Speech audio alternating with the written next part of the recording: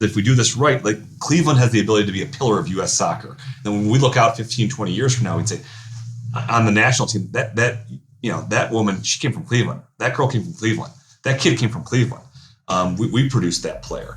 But we need to have a seat at the table, I think, in order to understand how it all works.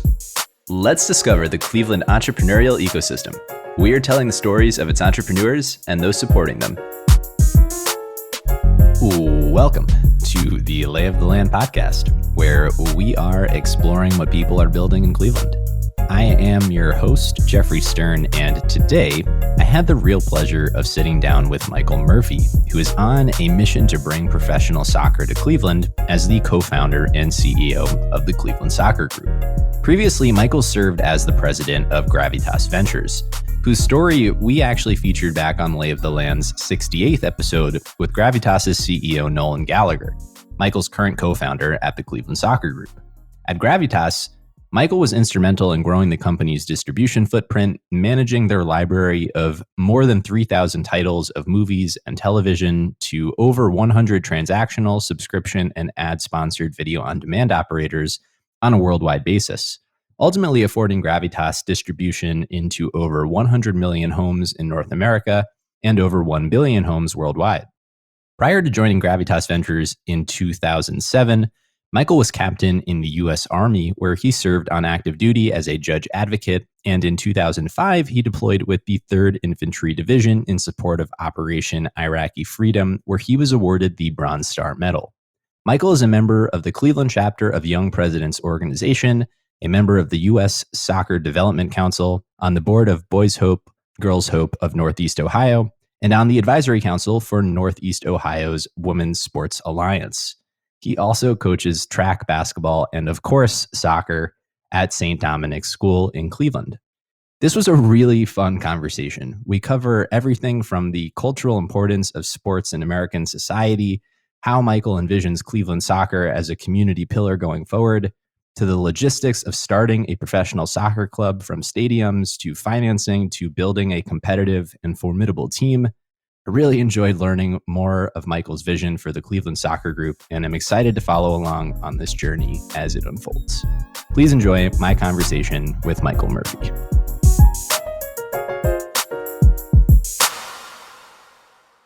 As I often do, I was thinking about where the best place to start our conversation would be, and it literally came to me actually as my friend had recently introduced me to Wrexham AFC, and we were watching the show together. And I don't know if you've come across this show.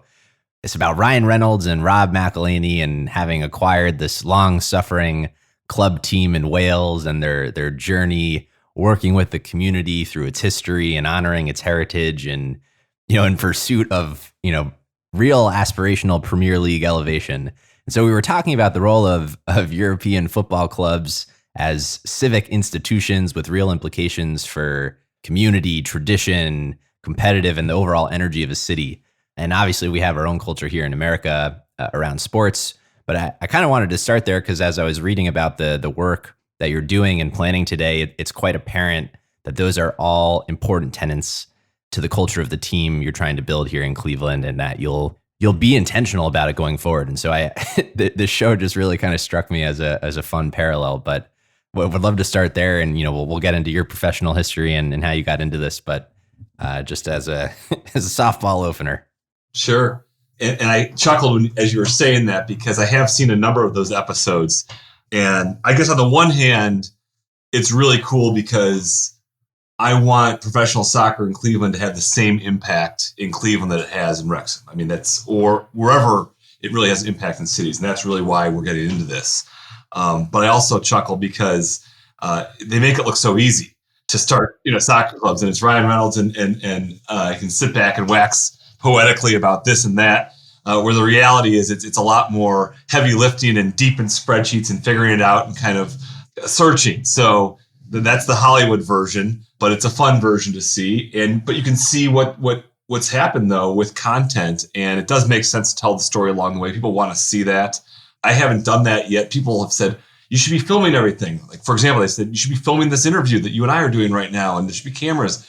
And I thought about that. It's odd, though, to go take a meeting for breakfast and be like, do you mind if these cameras are here? It's just, but I get it. And I think Wrexham's actually playing in the US this summer in a tournament. So, and they're building a brand that they can now export globally, and that brand is getting bigger because of this. So, and we want to do the exact same thing with the brand of Cleveland soccer that we have. We want to export it globally and make it as big as possible. So, No, I love that, and I'm glad we'll be able to explore a little bit of the depths of what actually goes into doing something like what you're trying to do. But before we get in, I think it would be helpful just to set some context, set the stage, and ultimately the path to to starting a football club. I know you kind of have an eclectic professional history, but I'd love to hear how it kind of arrives at what you're working on now. To be candid, soccer, football was not on my radar 2 years ago. I was finishing up, or at that point, I didn't even know I was finishing up, what was a 15-year career in entertainment, and specifically film and television distribution company that was started by my business partner, Nolan Gallagher, in 2006. And I joined him shortly thereafter in Los Angeles in 2007. It was a great run. And I think when I look back at it, like that journey of entrepreneurship and where we went through Gravitas, from totally bootstrap company to something that was getting bigger, to, retaining investment banks to go through processes, to sell the company twice in the span of 5 years. Lots of lessons learned there. And I guess that probably gave me some of the confidence to go for something like this, because I didn't know what I was doing when I joined Nolan in 2007. If you knew me growing up, I would tell you I was never living in Los Angeles. I mean, I liked movies, but I liked movies like everyone else did. I didn't have a passion for Hollywood. I didn't have a passion for entertainment, but I did want to kind of make my own luck and give it a shot at building something. And that's what Gravitas was. That's, I guess, where I would draw the similar parallel to what we're doing here now with soccer. Yeah. I mean, and the Gravitas story with Nolan is really one of my favorites, I think, so far. It really, to me, captures like the best of what people are doing here in Cleveland, because it's quite a successful story that I don't think that many people were aware of. And so it's very cool to see, I think, the implications of what comes after something like that. And it is also one of the reasons I've been excited to have you on, because I think the success begetting success, is kind of what we need here. Absolutely. When we were thrilled to, move the company to Cleveland. I came back before the whole company moved back. I moved back after we had our first child and joined Nolan's brother, Brendan, who thankfully I convinced to leave his partner track at a local law firm here in Cleveland and come join us, because I was running business affairs and sales. And it was one of those days, I remember distinctly, you get into these startups and you're wearing a lot of hats. We were at an Indians game and we were at a rooftop bar. I can't remember which one it was, but it was like on West 6th. And it was like a beautiful day. It was going to be like a day game for the then Cleveland Indians. And I'm getting an email on some legal issue that's blowing up. And I looked across the way and I was like, hey, Nolan, can I just go ask your brother if he'll join us? Because I trust him and we need another lawyer. Let's go for it. And it was like one of those, signature moments. But then, Brendan never moved out to LA. And he and I were figuring out now international global distribution. And there was no roadmap for that, no playbook for that. And that was another reason I moved back, was just be closer to him, because we were figuring it out on the fly. And we started to grow, 2 operations kind of in Cleveland and in LA. And we started hiring some great students from Cleveland State Film School that were very entrepreneurial, and we're thrilled that they could kind of pursue this in Cleveland. But then ultimately, moved the whole company back to Cleveland in 2019 and bought the second floor of this building here in Ohio City, because we really wanted to be part of the Cleveland business community. We wanted to be part of economic development in Cleveland. We're homers for Cleveland in a major way. And, you don't think about film distribution in Cleveland, but we knew we could do it from Cleveland. We built the relationships out there, and Nolan kind of acquired the films. If you break it down, he bought them, I sold them. And, I had big customers in Netflix and Amazon and Apple and Comcast, but the reality is they didn't want to see you every day. And you built these relationships over time. And I could definitely, go back and forth. It was a lot easier when we had Continental Airlines with 3 flights a day to LA, but it's still very doable. So post, Gravitas, you mentioned soccer, football. I guess we'll call it soccer here. was not on your radar. So if you could share a little bit about, how this ultimately all comes to be, and really, like, what are your core motivations? What was inspiring to you about this idea? What is some of the vision that you have for this whole endeavor that you've begun to undertake? It wasn't on my radar, but what was on my radar was doing something, meaningful in the third quarter of my life, so to speak. I'm in YPO, and I have a forum, and I'm like one of the younger guys in my forum. These guys were talking about what are we doing in our third quarter of our life, and they've had some success. And I started to think about that as well. And I know I want to do something transformative or big for Cleveland. And growing up, I thought that might mean I'd get involved in public policy or maybe even run for office. And this kind of soccer thing popped up late in 2021. And the idea was, hey, let's bring a professional soccer team to Cleveland, and let's build a stadium. And let's build a stadium where the Wolstein Center is right now at Cleveland State University. And hey, Murphy, go figure it out, because you've got a good relationship with Cleveland State. And I do, to a certain extent, but only because I'm really a booster of men's and women's basketball. And I'm a booster of men's and women's basketball there because I believe that Cleveland needs a strong Cleveland State University, and one of the fastest paths to raising the profile of that institution is through athletics. And I had had this vision, and still do, that men's and women's program could do something like Butler did, for example, which used to be in the Horizon League, or Gonzaga or Creighton. But it's a long vision, right? It's 10, 15 years. It's built around a coach. It's built around a board that wants to go down that path. And I'm still hopeful that we can do that. And got a great new coach in there on the men's side. The women's team's kicking butt this year. And I hope to see them go really far. So I pitched this kind of to Cleveland State, and they said, well, we've heard soccer before, but your timing could be right, because there's a master plan, and it's something that we would consider as part of a much larger master plan, which was recently revealed, kind of the first stages of it. And so I kind of took that back. I was like, all right, so there's a there, maybe. And then I was like, soccer. It's like, what do I know about soccer? Do I care about soccer? I played as a kid, like a lot of young kids did. I probably ended my career in fourth grade or third grade or something like that. But I liked soccer in the sense that, like, I would watch the World Cup every 4 years, men's and women's. But I was not getting up on Saturday mornings watching English Premier League or new players throughout the league. I was not conversant in the language of soccer and the various leagues. But I started to look at this, and I said, this is fascinating that Cleveland, a top 20 DMA, is the only top 20 market without big-time soccer in Cleveland. And why is this? And I started to talk to people that knew a lot more about the game than I did. What I learned is that we have a very deep history of soccer. And I knew part of this from the indoor soccer. I mean, I grew up going out to Richfield Coliseum, watching the Force, watching Darth Vader come out, probably until Lucas told him to stop infringing on my trademark. And I remember the crunch at the Wolstein Center. And actually in our hype video when we launched in November and announced the MLS Next Pro team, got some great clips in there. And it's really exciting. And there's an announcer saying there's 21,000 strong here at Richfield Coliseum. And, those days can come back. And, you look at the game, it's growing by leaps and bounds in this country, growing everywhere. I mean, 8 billion people now in the world, according to the United Nations as of last year. And FIFA says that 5 billion people just watched the World Cup. So 62.5% of the world watched this game. And Cleveland, for better or worse, for worse, in my opinion, doesn't have a seat at the table right now.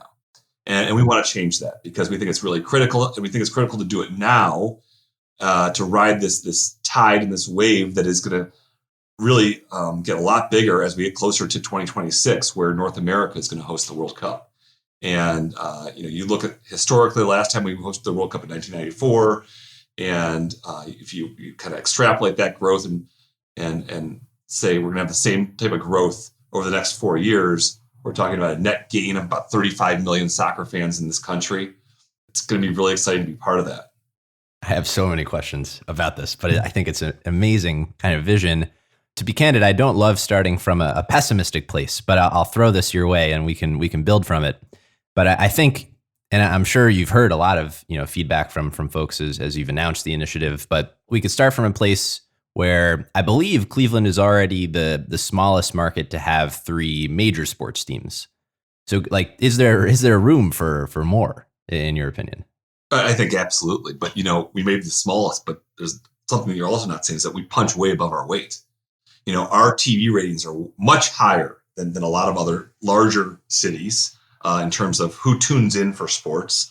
I remember seeing a first take with Stephen A. Smith and Chris Russo, Mad Dog, and he declared that Cleveland, it was ahead of Detroit and New York and Chicago as the best place for sports fan bases. And Smith was shocked by this. He said, "No, Cleveland's the place to be." So we know people like sports in Cleveland, and I think maybe more so than some of those other sports, soccer can even be more transformative. I mean, I love the Cavs, I love the Guardians, I love the Browns, season ticket holder with the Browns for many years. I love going to all these games. And because they're so big and so major league, sometimes it's you go watch the game or you watch the game on TV and you read on cleveland.com or you read Pluto article, but that's kind of where your relationship with the team ends, for lack of a better term. I mean, but I think soccer is very different in that a lot of the supporter groups that can pop up feel like they're part of the team, and ownership groups that do it right encourage that because it's part of the sport. And you saw it in Wrexham and you see it all throughout Europe. And so we want to, replicate that in terms of what Cleveland's brand will be here. And I also think that, it's just so diverse and so inclusive. I mean, the other things that got me excited about it were, I went about this time last year, I was on a family trip to Mexico, and through some introductions, I was able to get a really great tour of Liga MX and some games there. And a young Mexican national who came to the U.S., he's actually on my board of advisors, toured me around for a couple of days to different matches. And I had a captive audience, and I asked him a lot of questions. Well, what does it look like to set up an academy here? How do we bring Mexican players here? How do we bring Hispanic players to Cleveland? Is it possible? What does it look like? What's the pro player pathway? And I kind of got back and I talked to Mike McLaughlin, who is, 30 years ago was my theology teacher at St. Ignatius High School, but he's also his avocation, if you will, as soccer coach. And he's forgotten more about soccer today than I will ever know. But I said, is it crazy to think that we could be intentional about bringing professional players here from, foreign countries where we already have big immigrant communities or ethnic communities? And I'm talking about old school Croatians or Slovenes or Hungarians or the newer Salvadorians, Guatemalans, Africans, Syrians, because the global language is soccer. You have a fan base. And so that's part of our vision, is to identify the matriarch and patriarch of Croatian soccer, or just in that community, and say, look, we're going to be very intentional about starting to bring some young talent here. And when they come, I really need you to open your arms wide, because you're as much part of the success as we are. And when they come here, we want to create a pipeline to do this right. Again, I talked about the kind of third quarter. I've got a long vision on this. I'm 45. I want to be doing this when I'm 60 years old, because I think that's kind of the timeline that you need to invest to really make this successful. I imagine it's quite a ambitious undertaking. I want to kind of just cover from soup to nuts how this all works. From what is MLS Next Pro? How will logistics as simple as naming a team, building a stadium, the strategy for fan base and attendance, community involvement. There's a million things we can talk about, but kind of from in the founding story, if you will, how does this actually work? I guess on a timeline, it was, I said, late 21, and there began kind of in early 22, what I'll consider a 9-month diligence period on professional leagues, because you have to understand the soccer pyramid. There's lots of different leagues out there on the men's side and the women's side. And I spent a lot of time talking to owners in various leagues, spent a lot of time talking to the leagues themselves, hired a soccer-specific consultant who has brought professional soccer to cities before and built stadiums before to kind of fill in those blind spots, if you will, and had a lot of fun doing it. So the first thing, we kind of did, and I don't think there's a right answer. It would be great if you had a poof. You talked about simple logistics. If there's a poof, there's a stadium all of a sudden. It doesn't work that way, but you kind of have to push on these things on parallel paths because you don't know what the timeline is, and I can get into it a little bit. But when I think about what we ultimately want to do is be the North Star of soccer in Northeast Ohio. And to me, that means men's and women's professional soccer clubs, a soccer specific stadium, professional training facilities for those men's and women's clubs, including the pitches that would be associated with that in the locker room and the film room and probably the front office. And then a fifth piece would be what I consider kind of like a soccer complex. So as I've learned, soccer is huge in Northeast Ohio. And I coach, but my little girls are not at the level now of club or travel teams. But if you want to play big time kind of travel club soccer in Cleveland, you're traveling. You have to leave, and a lot of it's played at, west in Sandusky at their facility out there, or east in Geneva at Spire, or families are traveling south to Lodi, Ohio, like every weekend. And so I see this as an opportunity in business and an opportunity to grow it here in Cleveland or Cuyahoga County, if you will. There's a diaspora every weekend, and we're leaving the county. So there's an opportunity to build something here as well. And then the last piece, kind of to the North Star, if you will, the sixth pillar is accessibility. And this is bringing the game to all where it may not have been. And I'm going to paint, in broad brushes, but historically, and not so much anymore, but, soccer was a suburban white sport in this country for a while. And again, broad brushes. And it's very different now. I mean, you look at the makeup of our national team, it doesn't look like that necessarily.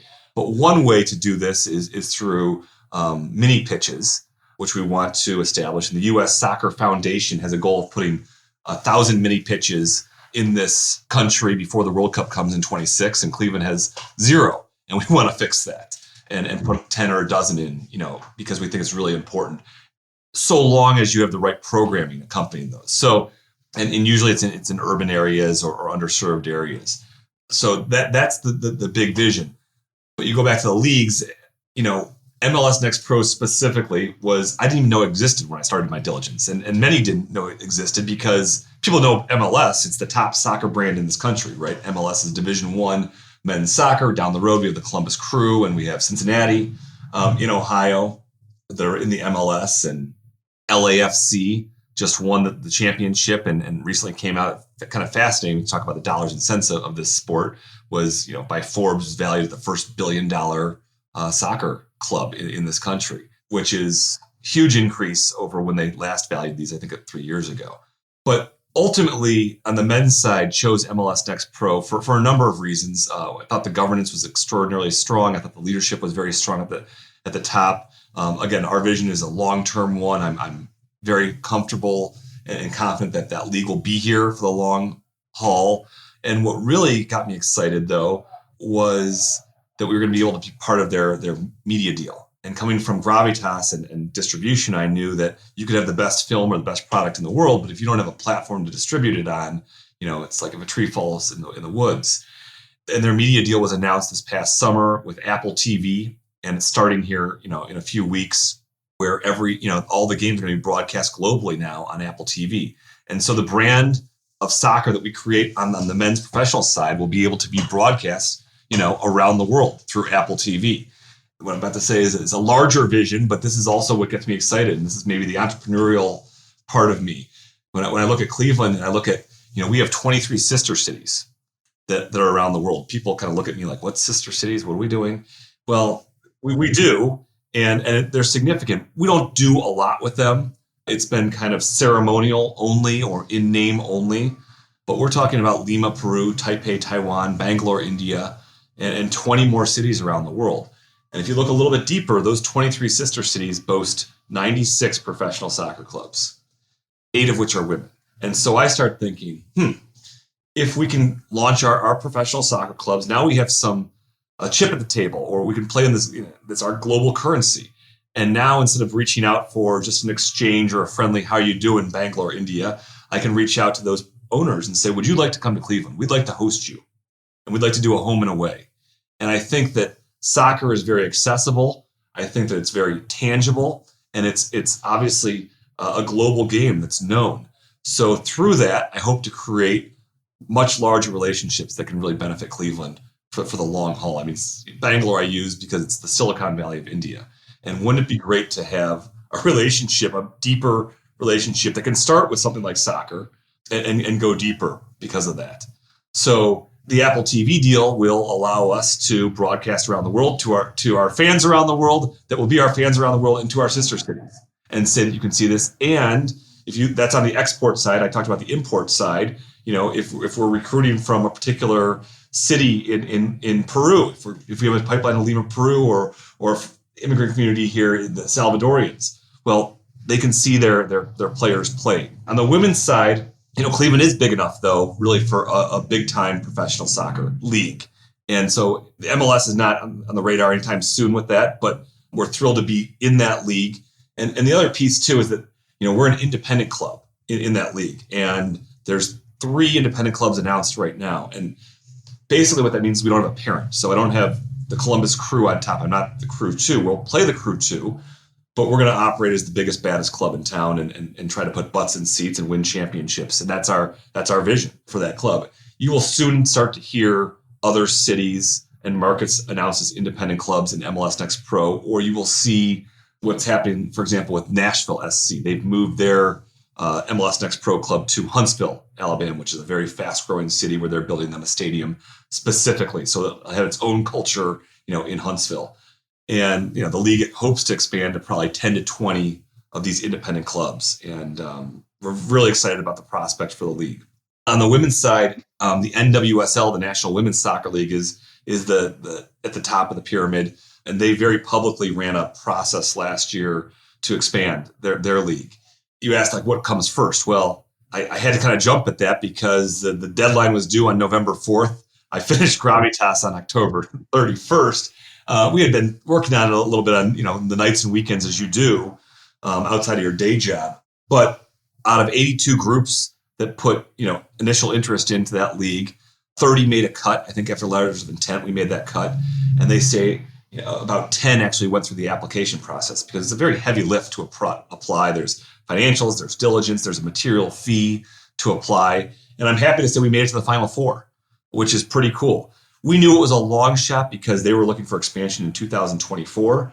And one of the requisites really was a stadium or a firm stadium plan, which we just hadn't had a chance to really firm up at that point. But, in no uncertain terms, they told us hang around the hoop, to use a sports analogy. There's more expansion coming soon, and we hope to be there. We think we will be there.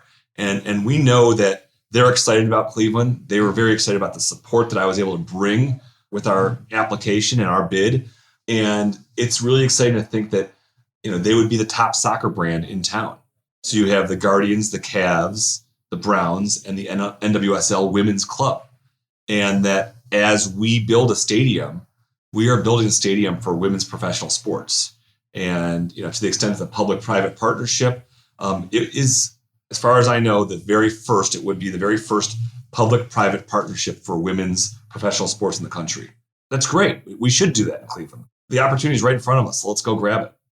So following the stadium line of thinking, what goes into that whole endeavor? That seems like an entire undertaking in and of itself. How do you think about, the funding and economics of that, the location, the community considerations, really all the pieces that go into that puzzle?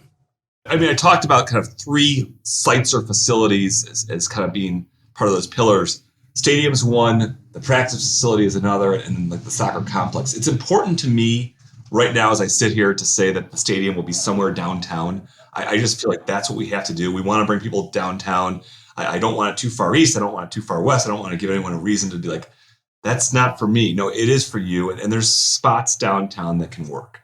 And we're doing our due diligence on those now. It's not a light undertaking, but you've got to secure a site, and then you've got to come up with a plan and figure out how big you're going to go. And we'd love to target something like Kansas City is doing right now with their new women's stadium, and they're building it there, but that's being totally privately funded by, we did well at Gravitas, but I can't stroke a check for $120 million and just say, here's our stadium.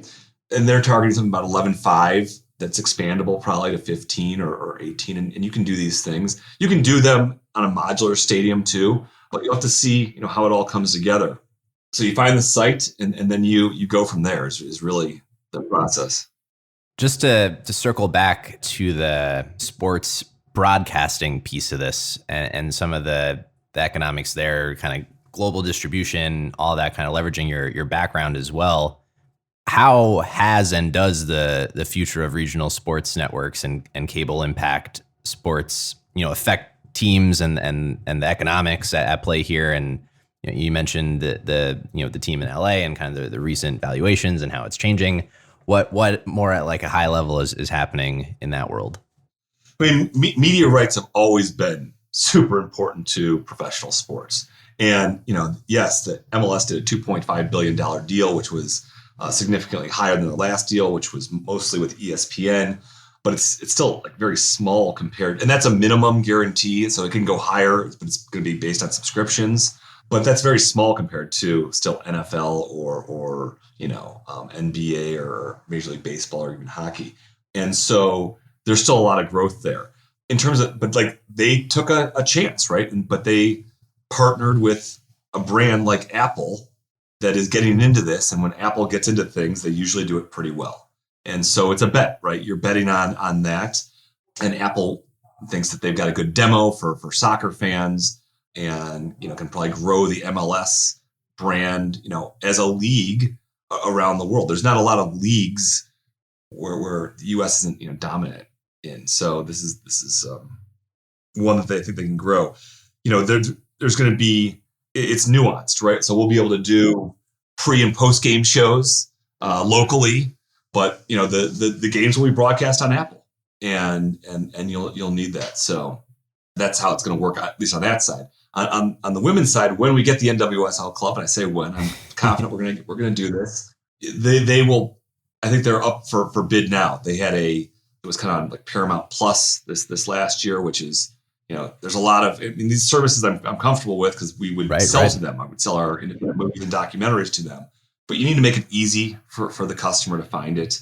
And they've had incredible growth. Now, granted, these are soccer cities in Seattle. I mean, I call them with a lot of soccer passion. Seattle, Portland, San Diego. But they're drawing 20,000 fans for their NWSL matches. And the championship was held at a neutral site last year, I think in late October, at Audi Field and in Washington, D.C. between the Kansas City Current and the Portland Thorns. It was sold out, 21,000 people. And, they hit almost 1 million, I think, in viewership, which was, a 70% increase over the previous year. So, and women's soccer in this country has always been strong. I mean, our U.S. women's national team, who's starting to embark on their journey towards the World Cup this year in Australia and New Zealand is definitely a favorite to win. And so we know that people like that sport, and we hope to bring it to Cleveland.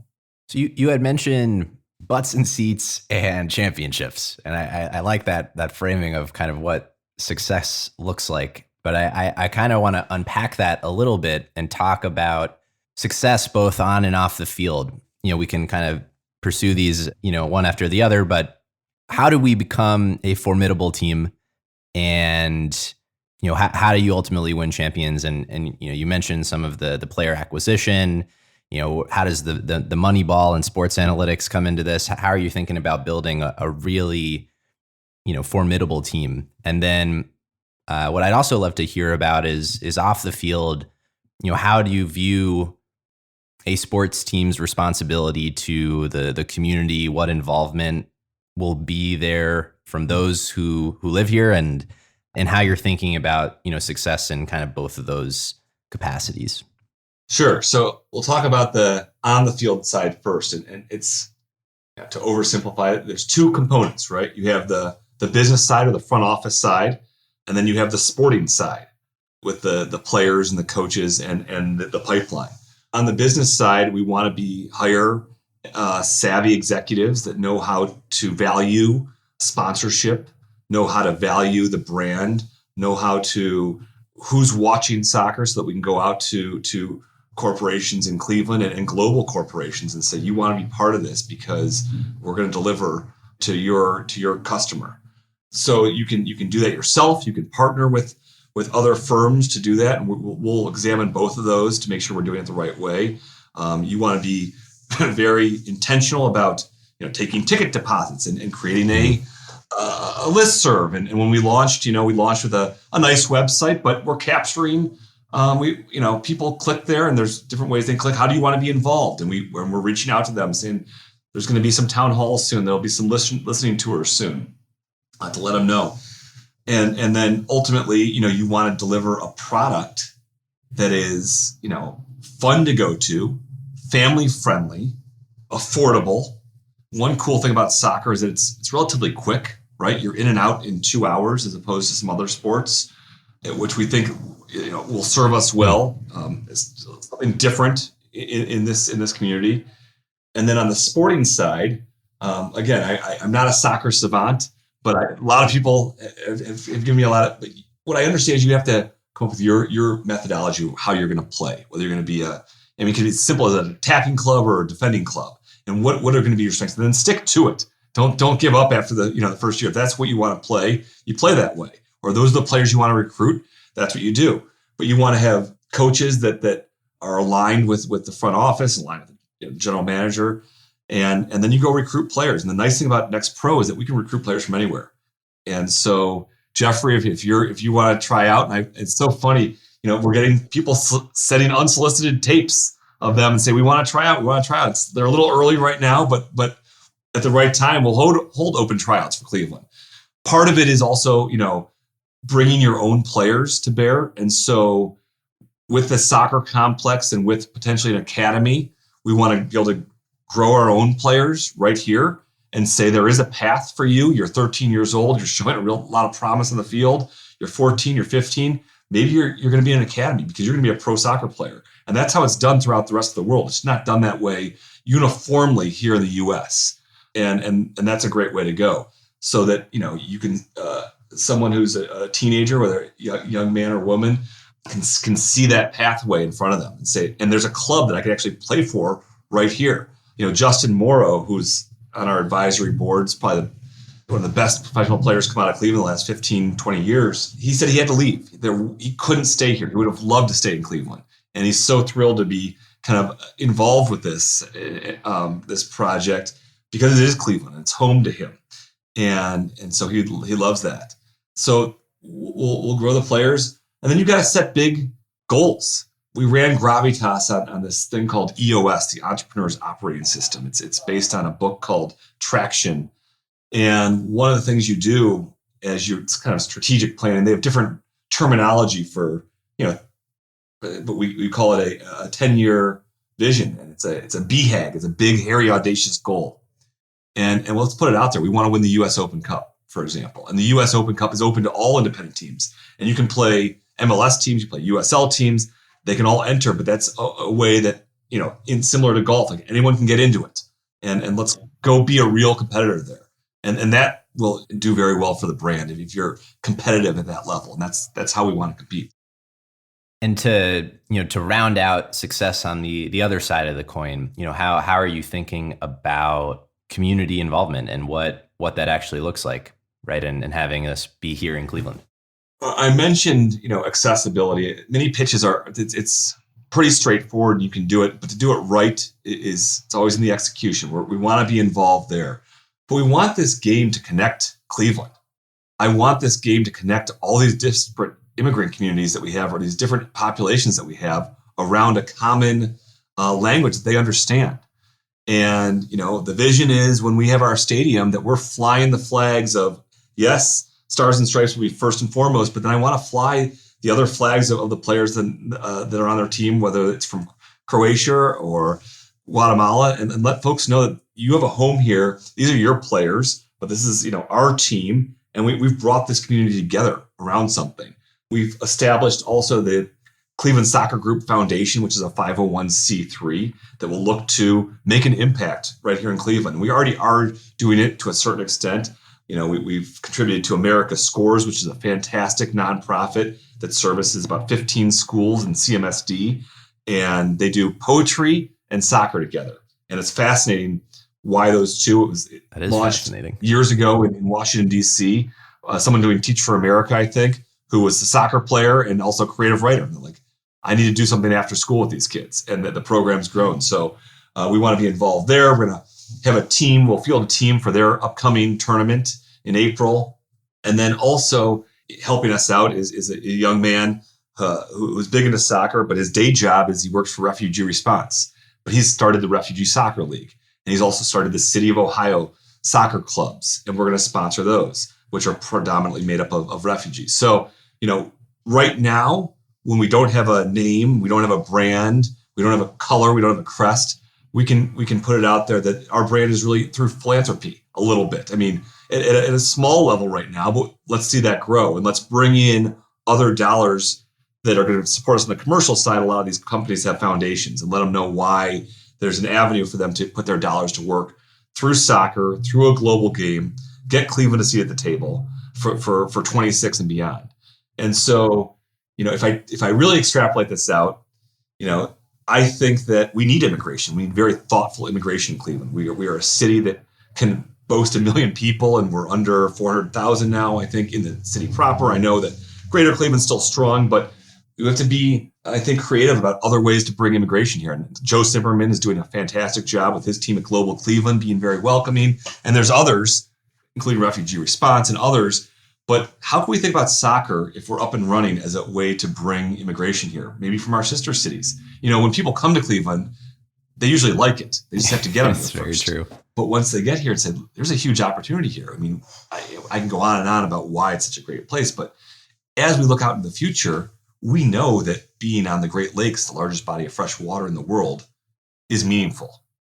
And that's meaningful not just to this country, but meaningful to the rest of the world. And when you bring someone here and take them down to East 9th and they say that's an ocean. No, that's Lake Erie.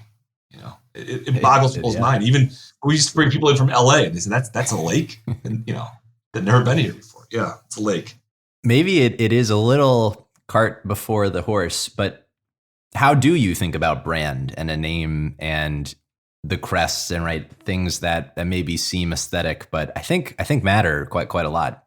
Totally. And it's been so cool, like unsolicited. I take a lot of breakfasts at Shays at East 40th and St. Clair. And I've had some breakfasts recently with marketers or branders who just want to be involved. They love soccer. This is what they do in their day job. And they've given me great ideas. And they said, and I mean, some of them are very sophisticated decks. And it's like, that's a great idea. And I think ultimately we want to, involve the community and involve, what names resonate. We also ultimately have to find something, that we also like, but it's going to be a process, an iterative process that we want to go wide with and bring that involvement. But at the end of the day, you want it to be something Cleveland, and it's got to resonate with Cleveland. That's really important. On the color side, I mean, we'll figure it out. I'm colorblind, so I'll let the others. I am as well. Yeah. Well, just to paint the rest of the picture here, in a future looking perspective, what does the timeline look like as you envision it? What has you most excited, over the next 6 months, year? How are you thinking about the kind of progress that you'll be able to make, and in kind of retrospect, the impact along the way that you hope to have? Sure. I think the 25-meter target, to go back to my Army days, is like it's facilities and securing the site and building getting that stadium underway. We need to do that if we're going to bring an NWSL club to Cleveland. And so that's really critical. We don't know when the next round of expansion is going to be with NWSL, but they're at 15 teams now, and it's going to be a national league. So we know they're going to do more. And we want to be absolutely ready because they love the market. They love the passion in Cleveland. They could be a top soccer brand in town. We just need to make sure that we've got some of our loose ends tied up and working daily on those. So that's very much the near future. I think, though, at some point this year, we will absolutely undertake a branding session for the next pro team. We are going to kick off in 25 there. It'd be amazing. And I think it's still possible to kick off in a new facility, a new stadium by March of 25. but things have to happen in short order. But the good news is that we have a lot of support and a lot of people understand that like we should be doing this. It should be done now so that Cleveland can have a seat at the table when the World Cup comes to the United States and North America in 26. And, to that end, we're not going to host any World Cup matches. That ship has sailed in 2018 or whenever FIFA said that North America was going to get the World Cup. It's going to be at major cities and, in the US and Mexico and Canada. But we are putting an application in. I've joined the US Soccer Development Council, really just to kind of understand what that bureaucracy is, because we're all in on this. And that's the top, that the federation is where it all happens at the highest level. And I see, again, going forward, that if we do this right, like Cleveland has the ability to be a pillar of US soccer. And when we look out 15, 20 years from now, we'd say on the national team, that woman, she came from Cleveland. That girl came from Cleveland. That kid came from Cleveland. We produced that player. But we need to have a seat at the table, I think, in order to understand how it all works. So we're going to put an application in to be a training base camp for 26. So, for example, there's going to be, and this is happening right now, the 26 World Cup will expand from 32 to 48 teams. And FIFA will offer 72 TBCs, training base camps, to these nations. We're not going to host a match, but Cleveland's centrally located. We're a great place to be in the summer. We have some of the practice facilities that they would be looking for. It's not perfect yet. We have to, but we're going to throw our hat in the ring and see, wouldn't it be amazing if we're hosting Cameroon or Australia or France leading up to that for the 45, 60 days and, obviously cheering on the Stars and Stripes, but we can have a second team that trained here in Cleveland. So we're trying to put our hat in the ring. So the branding I mentioned would kick off later this year. Obviously, we want to be ready when an expansion happens again with NWSL. That timing is TBD, but I think that, with the Women's World Cup happening this year, these investment bankers are on the process, and I would use something exciting like that to kick off some process to try to get large license fees, which is what their job is. And they just got them. I mean, these last two teams went for $50 million each, which was a substantial increase over 3 years ago where those teams were going for $3 million. But you're starting to see, I mentioned the fans in those West Coast cities. You're seeing Angel City with large valuations. You're seeing real sponsorship dollars coming into clubs. And so, the future, I think, is very bright for soccer in this country. What has been the biggest surprises, lessons along the way? I imagine there was some transferable experience from Gravitas, but it feels like such an alien world from the outside. What are you taking with you in terms of just, more like the entrepreneurial experience of it? I guess the one is like, don't get dismayed or disturbed that there's a lot of gray out there right now, because it's throwing a lot of darts up there, especially with where are you going to put things? Where are you going to go? We don't have, one thing I've learned, and my background is not in real estate development, but there is no central repository of sites that are available. Team Neo is fantastic. They have some ideas. The county land bank has some ideas. The city land bank has some ideas. And so you've got to talk to all of them, because they don't necessarily, they talk to each other, but, I wake up every morning thinking about this and they like it, but, I've got to keep driving it forward with our team that we have. So there's no central repository, which makes it a little bit, harder to quickly navigate this. You've got to, go down a lot of paths. That's a lesson learned. I think the other piece is that it's like the positive response I've gotten when I talk to people about this. Everyone's kind of nodding their head. Yes, I see this. You talk to parents, they're like, yes, I'm tired of driving to Lodi for taking up my whole Saturday. It's an hour there, 40 minutes on the field, and an hour and a half back, and as opposed to somewhere much closer. I'd love to solve that problem. I think it goes a long way to fulfilling a lot of the long-term goals that we have. That's been reassuring. And then I think also it's just like the amount of people that actually like soccer. It's fascinating. And I think the World Cup does a lot for that. And we know it'll happen when it comes in 26. So you talk to people, they're like, yeah, I really was enjoying watching all those matches. It's fun to watch, and it's fun to think about, the songs that our clubs and our supporters will sing, and the chance that they'll have.